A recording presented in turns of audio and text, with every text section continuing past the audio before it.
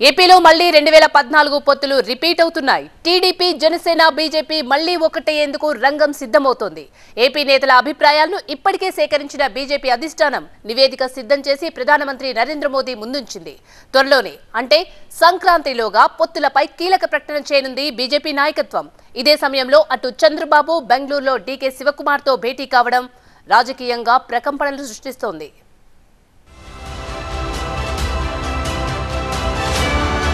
ఎన్నికలు సమీపిస్తున్న వేళ ఏపీలోనూ రాజకీయ సమీకరణాలు మారిపోతున్నాయి. టీడీపీ, జనసేన, బీజేపీ మధ్య మళ్లీ పొత్తులకు లైన్ క్లియర్ అవుతోంది. బీజేపీ కూడా తమతో కలిసొచ్చేలా ప్రయత్నిస్తామన్న పవన్ కళ్యాణ్ దాదాపు ఒప్పించారు. ఇప్పటికే 3 పార్టీల మధ్య పొత్తులపై సూత్రప్రాయ అంగీకారం కుదిరింది. త్వరలోనే ఢిల్లీ వెళ్లి తుదిదశ చర్చలు జరపనున్నారు జనసేన అధ్యక్షులు పవన్ కళ్యాణ్. టీడీపీ, జనసేన ఎక్కడ పోటీ చేయాలో తమకు స్పష్టత ఉందని, సంక్రాంతి తర్వాత ప్రకటన చేస్తామని ఇప్పటికే టీడీపీ నేతలు చెబుతున్నారు. బీజేపీతో సీట్లు సర్దుబాటు తర్వాతే అభ్యర్థుల్ని ప్రకటించే అవకాశం ఉంది. స్పష్టత ఉంది. అది పండగ తర్వాత మారుతారని ప్రకటిస్తారని ఇద్దరు చెప్పారు కదా.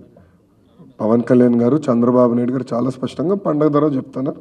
క్లారిటీ మాకు ఇంటర్నల్గా అయితే ఫుల్ క్లారిటీ ఉంది. అటు బీజేపీ రాష్ట్ర నాయకత్వం కూడా పొత్తులపై ఇప్పటికే తమ అభిప్రాయాన్ని ఢిల్లీ పెద్దలకు తెలియజేసింది. ఇటీవల ఢిల్లీలో జరిగిన కీలక సమావేశంలోనూ రాష్ట్రానికి చెందిన మెజారిటీ నాయకులు పొత్తులకు అనుకూలంగా తమ అభిమతం అధిష్టానం ముందుంచారు. ఈ విషయాల్ని నివేదిక రూపంలో సిద్ధం చేసి ప్రధానమంత్రి నరేంద్ర మోదీ టేబుల్పై పెట్టారు పార్టీ పెద్దలు.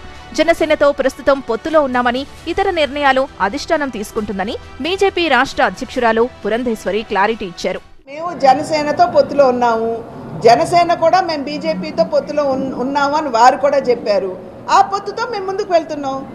ఆ పైన నిర్ణయం మా నాయకత్వం చేస్తాం. పొత్తులకు 3 పార్టీలు సిద్ధమే. కానీ గతంలో ఎందుకు విడిపోయారు? ఇప్పుడు మళ్లీ ఎందుకు కలవాల్సి వస్తుందన్న ప్రశ్నలకు సమాధానం చెబుతాయా?